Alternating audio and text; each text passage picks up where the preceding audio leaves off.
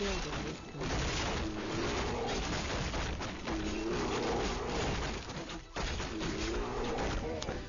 may have glanced over who won the groups, but we're going to go in depth on who won and why.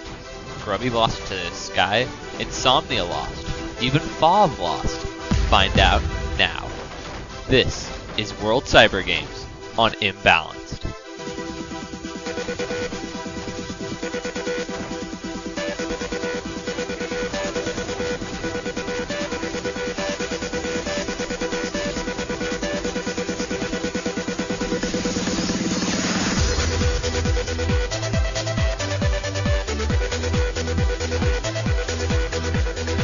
Hello and welcome to the World Cyber Games Group Phase episode of Imbalanced, your only source for Warcraft 3 video news and highlights.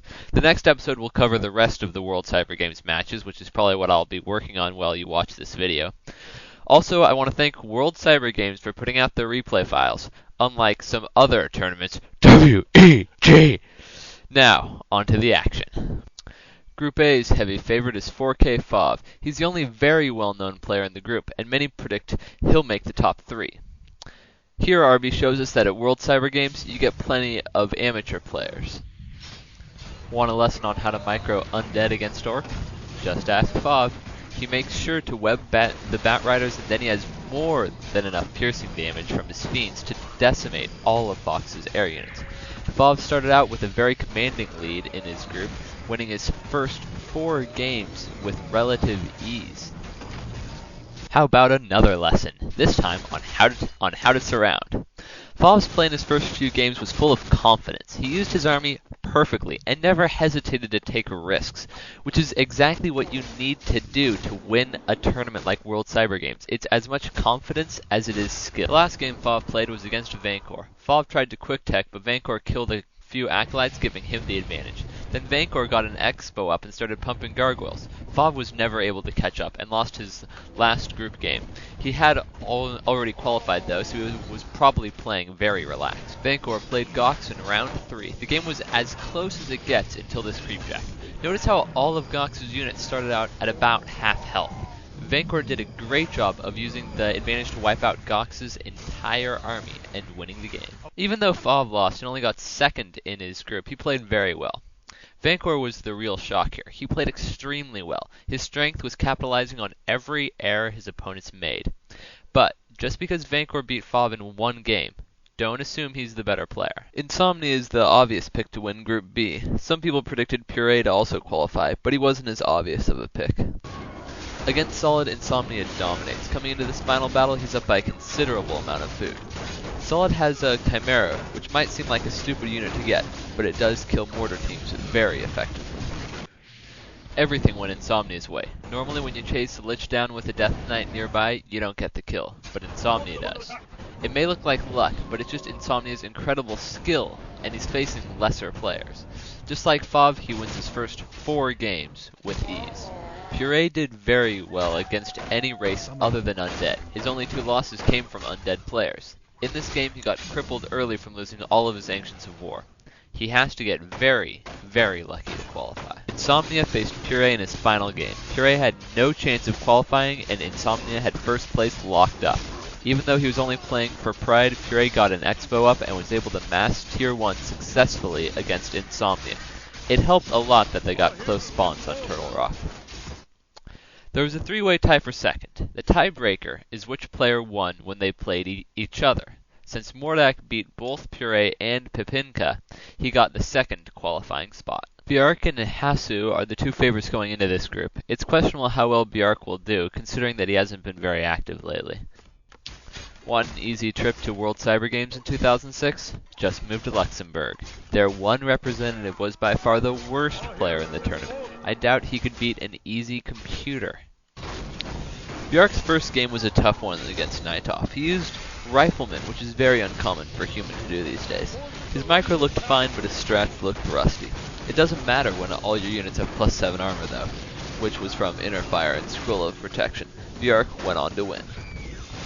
After beating Nighthoff, who ended up being one of the better players in the group, Bjark could lose one game and still qualify. He did lose to Hasu here when trying to put up an expo on close positions on Turtle Rock. Human towers work well until the destroyers come out and totally own them. Nightop really impressed me. Here against Sin, he goes into a battle with only 4 hunts and comes out on top. He saves units very well and totally out-micros Sin. Hopefully Nightop will be able to keep up the improvement through next year's World Cyber Games. The group ended in a 3-way tie for first. Since all 3 players had lost once and won once against the other 2, they had to play again for a tiebreaker. Unfortunately, those replays have not been released by World Cyber Games. Suho and Just Diesel are the favorites going into this one. I haven't seen too much of either of them recently, but they will have to be strong at Night Elf Mirror to win this group. 4 Night Elves mean a lot of Night Elf Mirror. Against Just Diesel, Suho makes a risky move after gaining the advantage early. This push on Diesel's Expo is pretty risky, and if Diesel came in with an army, he'd be able to punish Suho. But the problem is Diesel doesn't have an army, so Suho is able to punish his Expo and then move on to his main. Suho got the win. Suho faced another mirror match against Lehona Miele. Sorry for the pronunciation. The Tree of Life gets 3 archer kills. Suho is able to tech to tier 3 without getting stopped. Once he has tier 3 and Lehona Miele doesn't, the game is over. After winning his first 4 games, Suho had a relaxed match against Bro. At this point, Suho can lose and still take first in his group. Bro needs the win for a chance to qualify. Bro starts pushing early and keeps the pressure up. After a long fight, Suho finally gives in to the pressure. If the game had meant more to Suho, the result could have been different.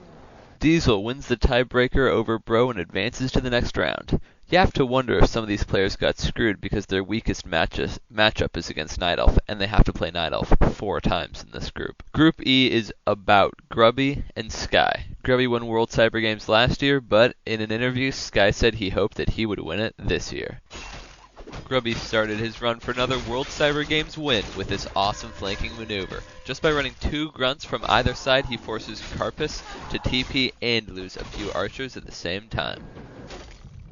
Nicholas quickly learned that if Grubby's chasing you with raiders, it's time to leave the game. Grubby easily dominated his first 2 opponents. His next matchup would be against Sky, the toughest player he would face in the group phase. I did an audio commentary on why Grubby loses to Sky in this game. Go to my website to check that out. I'll give you the condensed version here. Sky stopped Grubby from putting his spirit lounges up until well after Grubby got tier 2. Sky was able to get many more tier 2 units so that when he pushed, there was nothing Grubby could do. Sky's style of play is in your face. Beyond the first few minutes of the game, he doesn't creep much. He'd rather be in your base harassing you. He's probably one of the best tier 1 and tier 2 microers out there. Sky lost his final game to Nicholas, but he wasn't trying that hard in the game. Since Sky beat Grubby, he won the tiebreaker and got the first seed from the group. Group F was the smallest group in World Cyber Games, and with Fëanor being a very weak player, it turned into a 3-player group. Whichever players, Short Round, Levin, or Wolverate, didn't lose 2 games would advance. The first game of the group was Levin against Wolverate. Even though Levin had a Book of the Dead, he doesn't do so well in this battle. He does force Wolverate to TP out to save his Blade Master. In the final battle, Levin had no chance against the Demolishers of Wolverate. Wolverate won, meaning he'll probably advance. Levin faced Short Round in his next game. Levin had to win to have a chance of advancing. Early on, both players were equal. Short Round had the better heroes, but Levin had the better economy and army. By the end of the game, Levin was able to make more bears and take a large advantage. If Short Round had taken out his Expo earlier, he might have been able to win. And just like that, Short Round is on the verge of not qualifying for the next round. Short Round started off his must-win game by wasting a TP. The best situation he could hope for was a win, which would force the top 3 players to play their games over. Wolverate copied what Grubby did against Moon, attempting a tower push on Twisted Meadows. Just like Moon, Short Round was able to hold off the tower push and win the game. Levin, Short Round, and Wolverate played their games over. Short Round won both games and Levin beat Wolverate. Unfortunately, World Cyber Games did not release the replays. This group had a couple of powerful undeads in Fury and MTW Winter Reset. Some player predicted Fury would do well. Some even went so far as to predict he would be part of a 4K sweep of the metals. Fury faced off against Flyshow in his first game. The map was Lost Temple and they got opposite spawns, yet Fury didn't expo until he got to tier 2, which, in my opinion, cost him the game. He was barely able to keep his expo up, and the units he lost keeping his expo up made him lose the game in the end. Fury got off to a terrible start. Even though Davin lost all 4 games he played, he was very competitive. He was by far the best player to get last place in his group. There wasn't a single game where he had no chance of winning. His micro is very good, except he needs to pay more attention to his heroes. His macro's decent, but he needs to scout a whole lot more. Against Night Elf, he had some weird strategies. He went either Mass Troll Berserkers and Casters, or Torrent. Even if Fury beat Winter Reset, he still wouldn't qualify for the next round. He still played his heart out though, and almost came up with the win. After this battle, he outplayed Winter Reset, but he could never make up for the advantage he lost in this first battle. Lately, Fury has had a couple of disappointing performances. He has proven that he's one of the better players, but his inconsistency gets him in the end. Flyshow passes Fury for the second qualifying spot. Everyone predicted that Avatar, you might know him as Home Run Ball, would win the group. 3L Fear was also looking to qualify after his win at the CPL World Tour stop in Chile. Home Run Ball and Fear played first round on Lost Temple. Avatar tried to mass expo and use tanks to win, but Fear made sure to keep his number of expos down. The steam tanks never did much damage because Fear just TP'd into wherever they were and Home Run Ball TP'd out. Fear won the game. Home Run Ball and Fear proceeded to dominate in the rest of their games. Here Home Run Ball totally slaughtered Corky. None of the games that Home Run Ball or Fear played were that close. Some of the games lasted a long time, but from the beginning, either Home Run Ball or Fear held the advantage over their opponent. Fear showed up to play and really impressed me. I thought Home Run Ball would walk all over everyone in this group and that the second place player would be a total noob, but Fear proved me wrong.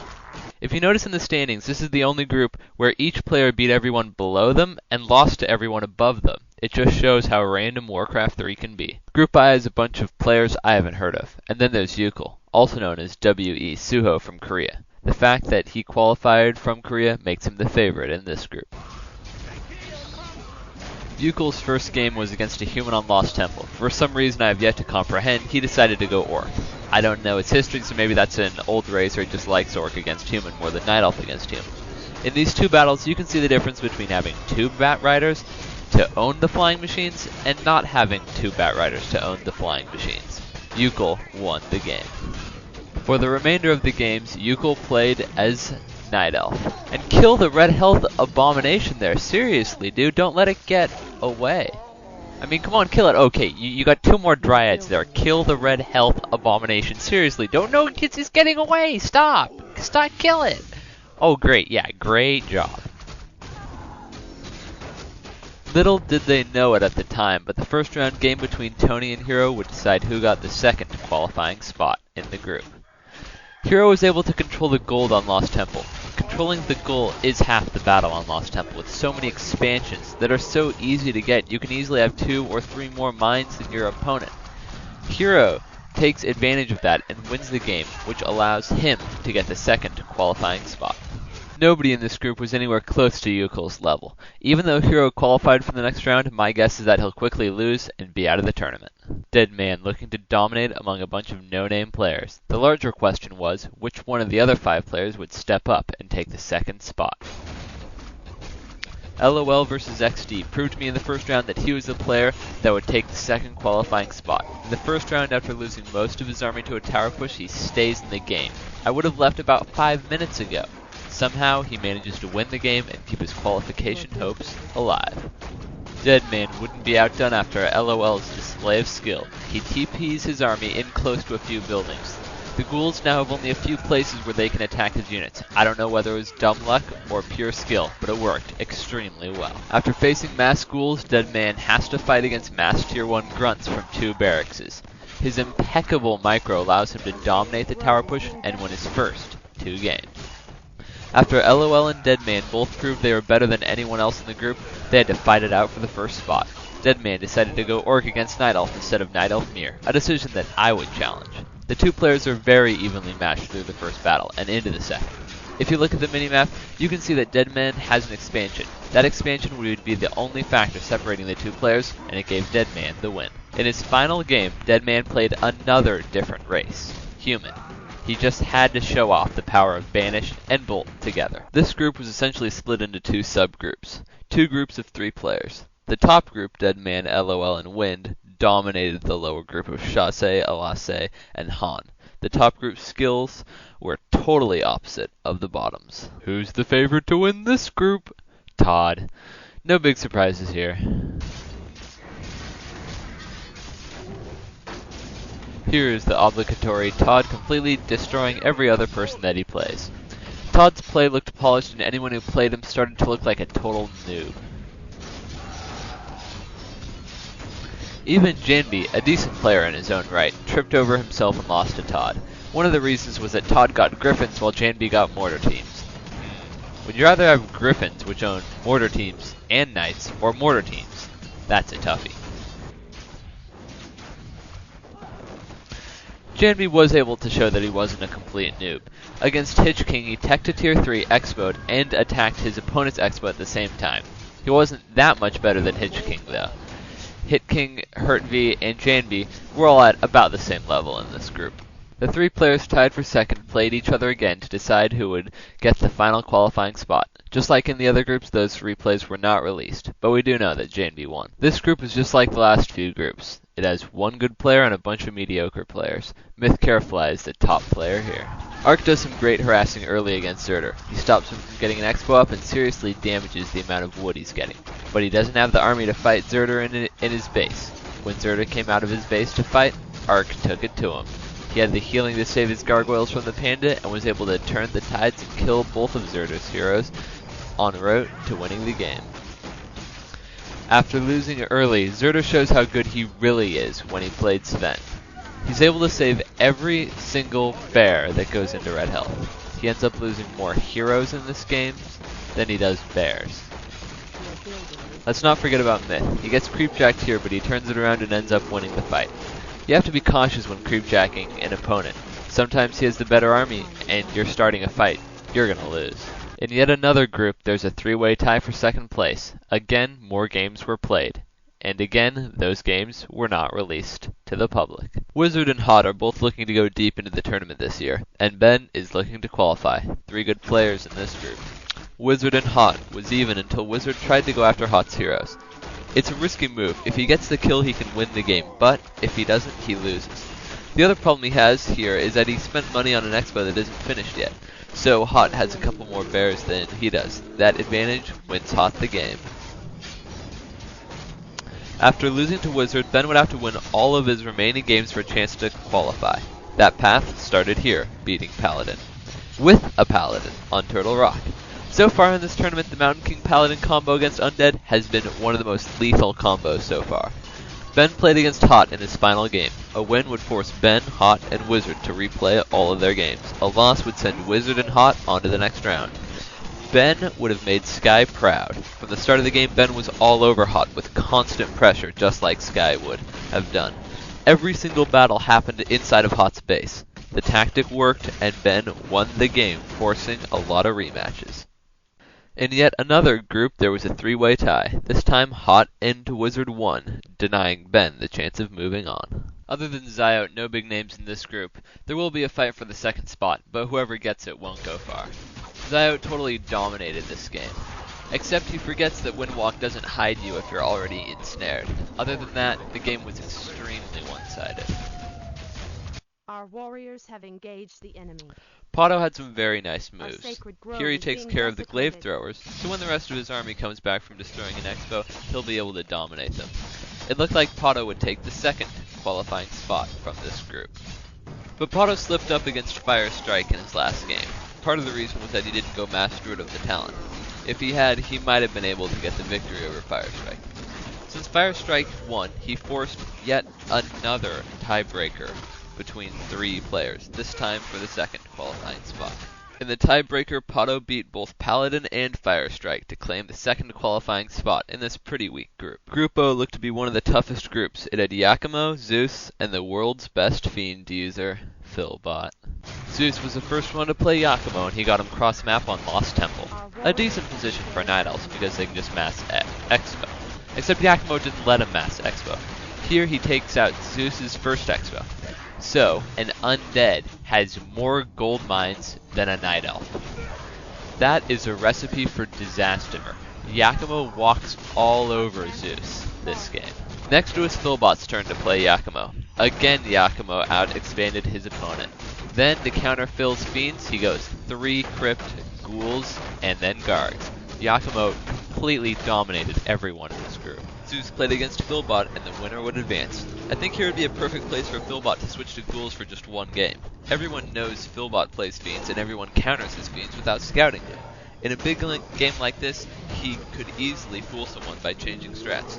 But Phil doesn't, and he beats Zeus his normal way, using fiends. Even though Phil and Zeus had the same win-loss record, Phil beat Zeus when they played each other, so he advances to the next round with Yakima. Well, Group P has nobody that really stands out. It stands out more that they have so many groups that they have to use the letter P. With 4 Night Elves in this group, we're going to get a lot of Night Elf Mir. Oh boy, especially Night Elf Mir on Lost Temple, where every single player goes Priestess of the Moon and hunts. Or at least, they used to. Now they go Masked Glaive Throwers, which is, I guess, a bit more entertaining. The most entertaining part about this game was how it was so close, then Creo got a Keeper of the Grove to entangle the other Priestess of the Moon when she used Starfall, and that one little thing pretty much won the game for him right there. More Night Elf Mir? Oh boy, it's like Christmas came early! On a more serious note, Night Wolf uses Druids of the Talon, which is very uncommon in Night Elf Mir. Creo could be able to totally dominate him if he just realized that Wisps counter Cyclone, Fairy Fire, and Druids of the Talon at the same time. That's why nobody goes Druids of the Talon in Night Elf Mir, because it shouldn't work. Except some people just don't know that when they need to use Wisps. Night Wolf was a surprise of this group, but he still needs to improve to be able to compete with the very top tier of players. Anyone who's watched more than one of these videos will realize that I've just skipped the top plays. Yeah, I didn't have enough file size on my computer to add them onto these videos. The raw footage of the top plays can get pretty large. So I'm going to throw all the top plays for any World Cyber Games match into the final video. You can check that out when it comes out later, and they're going to be pretty awesome, and I'll probably do more than 10, but that's still up to debate. Thanks for watching. Sorry to all my helpers and donators. I have my pictures with your names to recognize you, but I'll do that for the next video because I don't have them with me currently. Speaking of the next video, I have no clue when it's going to come out, but probably around Friday. So again, thanks for watching. This is Seed, GG, GL,